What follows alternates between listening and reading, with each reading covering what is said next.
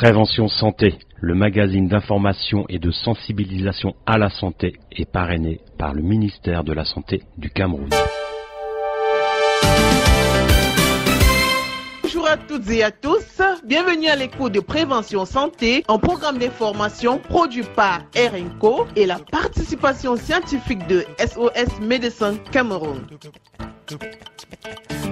Comme nous vous le disions la semaine dernière, la digestion commence dans la bouche grâce à la mastication. L'hygiène dentaire, l'hygiène bucco-dentaire est capitale pour être et rester en bonne santé. Et d'après l'OMS, 100% des adultes ont des caries. De nombreuses personnes souffrent de diverses pathologies dentaires, plus ou moins graves, comme par exemple la parodontie sévère, une infection qui endommage les gencives et peut détruire la mâchoire. Existe également la gingivite, plus connue de nous tous, cette inflammation des gencives qui fait saigner nos dents, mais le simple fait du durcissement, de la minéralisation de notre plaque dentaire mérite déjà d'aller régulièrement chez le dentiste pour réaliser un détartrage. Prévention Santé s'intéresse à vos dents, alors gardez le sourire. Nous allons donner les conseils pratico-pratiques d'une bonne hygiène bucco-dentaire qui pourra vous éviter bien des douleurs et qui vous permettra de profiter pleinement de ce que vous mettez dans votre bouche. Notre hygiène bucco-dentaire est donc importante, rien de très compliqué, je dirais, juste quelques gestes simples, régulièrement, peuvent nous éviter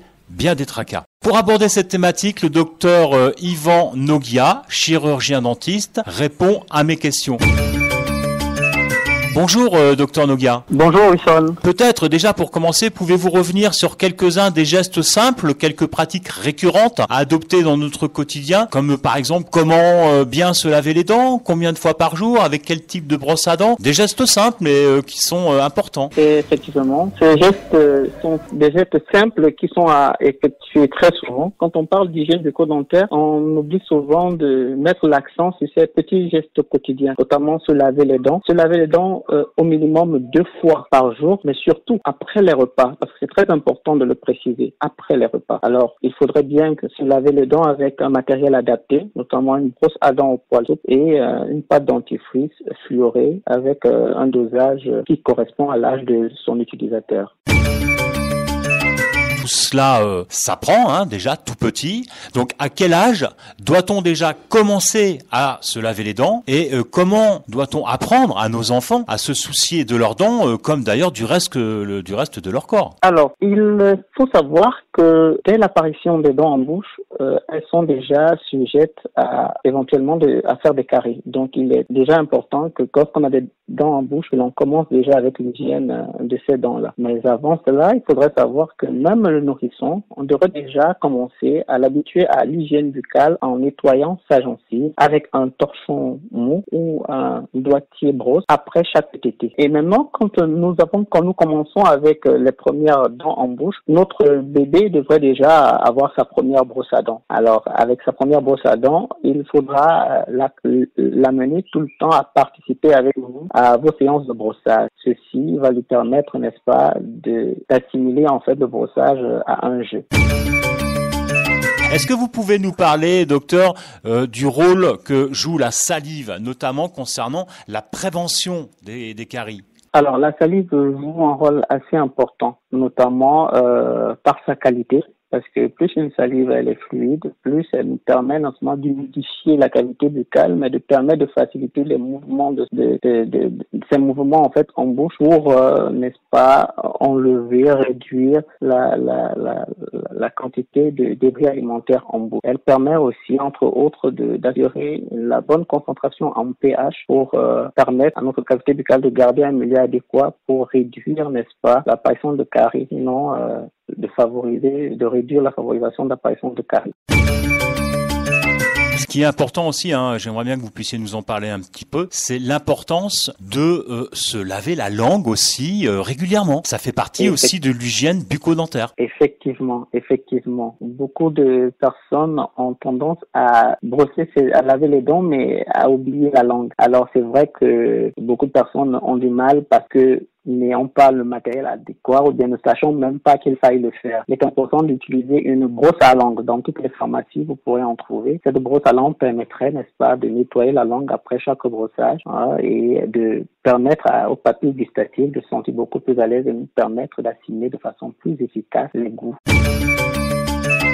Comme le reste de notre corps, nos dents vieillissent avec nous. Donc, pouvez-vous nous parler des risques d'une mauvaise santé bucco-dentaire sur la santé notamment des personnes âgées? Alors, une mauvaise santé bucco-dentaire a des répercussions assez importantes au niveau de la santé en général, pas que chez les personnes âgées. Mais encore, il faudrait savoir que ayant une mauvaise santé bucco-dentaire, nous avons du mal à mastiquer les aliments. Parce que le fait de mastiquer les aliments permet notamment à notre organisme, pour ne pas parler de notre estomac, de travailler beaucoup moins et de faciliter l'assimilation des nutriments au niveau des différentes cellules de notre organisme. À côté de cela, si nous n'avons pas de dents, nous ne pouvons pas mastiquer.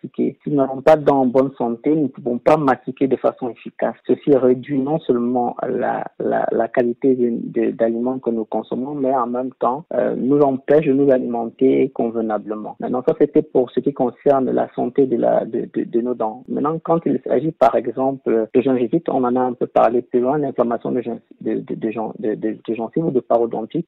Ces différentes pathologies affectent de façon assez importante notre taux de glycémie, mais également aussi notre pression artérielle chez les personnes âgées qui sont souvent atteintes d'hypertension artérielle ou bien de diabète. Cette présence de tartre, d'inflammation de la gencive, de parodontite affecte énormément, n'est-ce pas, leur santé au quotidien. Il y a effectivement des choses très importantes dont il faut parler parce que la santé bucco-dentaire a également des effets dont on ne se doute pas forcément concernant des problèmes par exemple de rhumatisme mais aussi des problèmes on va dire cardiovasculaires comme par exemple un staphylocoque d'origine dentaire peut par exemple atteindre le cœur ou d'autres organes avec de graves conséquences. Quand on parle par exemple de santé de maladies bucco-dentaires, quand nous trouvons une grosse infection d'origine dentaire en bouche, alors les bactéries que nous rencontrons au niveau de ces infections peuvent se diffuser facilement dans le reste de l'organisme. Et très souvent, ils affectionnent les endroits comme les articulations, n'est-ce pas, les cartilages, pour parler du cœur, et facilitent, n'est-ce pas, l'apparition de maladies rhumatismales, facilite aussi l'apparition de maladies cardiovasculaires. Prévention santé. Un programme d'information et de sensibilisation au service des populations. Nos objectifs: vous fournir une information fiable et nécessaire afin de mieux comprendre les enjeux sanitaires et leurs conséquences. Nous abordons ici les questions que vous vous posez et nous y répondons de façon concise et claire.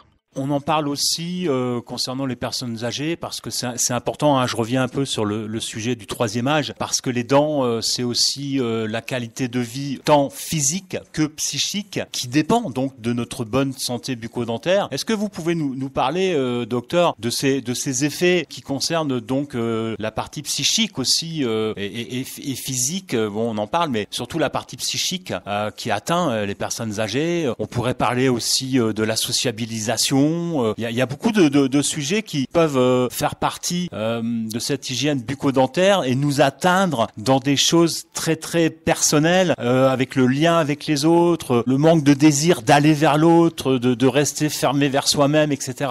Effectivement, ce que vous dites est assez important. C'est très important de le rappeler, de le souligner, parce que les dents en bouche, comme on le dit souvent, ont plusieurs rôles. Non seulement elles nous permettent de mastiquer, elles nous permettent de parler et elles nous permettent aussi de sourire. Alors, le sourire et le parler, le langage, ce sont des éléments qui sont assez importants quand il s'agit, n'est-ce pas, de la vie en société. Alors, quand nous nous retrouvons avec des personnes, quand une personne se retrouve avec des problèmes bucco-dentaires, qu'elle se retrouve avec des dents absentes, il a non seulement déjà une gêne assez importante qui l'empêche d'aller vers les autres parce qu'a peur du regard des autres qui le verront comme cette personne qui est soi-disant édentée ou qui ne présente pas normalement parce que avec des dents absentes. À côté de ça aussi, on a la mauvaise haleine qui peut être une conséquence en fait d'une mauvaise hygiène bucco-dentaire qui repousse un petit peu les gens aussi, notre entourage, justement, qui repousse l'entourage, parce que les gens à côté de vous se diront, mais attendez, ils ressentiront en fait une mauvaise haleine et auront tendance à vous éviter, à vous exclure et à vous mettre de côté. Alors ces différents éléments font que l'aspect psychique est vraiment touché et ces personnes souffrent vraiment dans leur chair. D'isolement, disons-le clairement. L'isolement est vraiment important. On l'a compris, une hygiène dentaire est capitale donc pour rester en bonne santé. Mais comment garder une bonne santé bucco-dentaire, c'est aussi ce que va nous expliquer le docteur Yvan Noguia. Déjà, docteur, quels conseils pouvez-vous apporter pour garder une meilleure dentition au fil du temps? La meilleure des conseils que je pourrais donner, c'est la prévention. Prévenir. La prévention est la mère, n'est-ce pas, de la mère des soins. Alors la prévention passe déjà par l'hygiène bucco-dentaire au quotidien, la qualité de notre hygiène bucco-dentaire au quotidien, qui est de se brosser les dents au moins 2 fois par jour après les repas. C'est très important que je le souligne, après les repas, pas avant les repas, mais après les repas, mais aussi d'éviter les grignotages entre les repas. Et enfin, je terminerai par une visite systématique chez le dentiste tous les 6 mois. À côté de ça, chaque fois qu'on remarquera qu'on a un petit souci, qu'on a une dent qui ne ressemble pas à une dent qu'on aimerait avoir, ou bien qu'on a un petit problème de sensibilité dentaire, de petites douleurs dentaires, d'inflammation dentaire, de saignement de la gencive. Ne pas attendre et aller chez son dentiste. Et aller directement chez son dentiste. Alors parlons à présent d'alimentation, un sujet cher au docteur Ombolo. Alors ici aussi, dès le plus jeune âge, les enfants, adolescents sont confrontés, je dirais quotidiennement, à des doses extravagantes de sucre dans les aliments, les boissons. Alors que faire au quotidien pour garder des dents saines dans un environnement où toute la nourriture, les boissons sont sucrées, tout est sucré. On est un peu dans des situations compliquées face à tout ça, docteur. C'est vrai, c'est assez compliqué parce que au quotidien, nous ne contrôlons pas toujours l'alimentation de nos enfants. C'est vrai, on a tendance à se dire que on les contrôle à la maison, mais quand ils sortent de la maison, c'est un autre débat. Et souvent, certains parents eux-mêmes participent à donner. Ah oui, ils participent aussi à boire des sodas sucrés. Donc voilà. C'est pas une bonne habitude et c'est pas une bonne éducation non plus. Disons-le clairement. C'est pas une bonne éducation. C'est pas une bonne éducation. Souvent, beaucoup de parents aiment utiliser le système de récompense avec une sucrerie, voilà, et même malheureusement derrière ça, il y a des conséquences assez importantes quant à la santé bucco-dentaire de leurs enfants. Maintenant, le grignotage aussi, parce que quand on parle de grignotage, c'est non seulement des aliments qui sont sucrés, qui sont salés, mais aussi des aliments qui sont difficiles à digérer parce que des aliments durs qui sont difficiles à broyer par les dents. Du coup, cela occasionne encore d'autres problèmes. Ça sera certainement l'objet de notre émission. On en reparlera. Ce qui fait qu'à côté de cela, il est plutôt conseillé, moi particulièrement à mes patients, ce que je conseille, c'est que au lieu de privilégier les sucreries, les caramels, les sodas et là, il est préférable de donner de l'eau à vos enfants. C'est très important de se limiter à ces aliments simples, mais de privilégier aujourd'hui la cuisine traditionnelle, c'est-à-dire ne pas acheter en route pour consommer, mais préparer soi-même, le fait maison, comme on le dit très souvent. C'est une bonne chose pour la famille, pour le vivre ensemble également, j'ai même envie de dire, puisqu'on peut être dans le partage également, dans la fabrication des mets. Et puis aussi le fait d'habituer les enfants tout petits à pas forcément manger des sucreries, voilà, tout simplement. Exactement. Docteur Noguia, pour finir, pouvez-vous nous dire un mot très rapidement sur les bienfaits du détartrage? Alors, les bienfaits du détartrage, alors il y en a plusieurs. Je vais commencer déjà par enlever le tartre sur nos surfaces dentaires, nous permet d'avoir une cavité buccale beaucoup plus fraîche. Elle nous permet de limiter ou de réduire un tout petit peu aussi la mauvaise haleine que nous pourrons avoir. Et elle permet, ce qui est aussi très important, de réduire de façon importante la glycémie chez les patients diabétiques, de régulariser, n'est-ce pas, la pression artérielle aussi chez les patients hypertendus, mais également participe aussi chez les femmes enceintes, de réduire de façon importante la survenue d'accouchements prématurés. Donc, le détartrage, c'est très important pour tout le monde.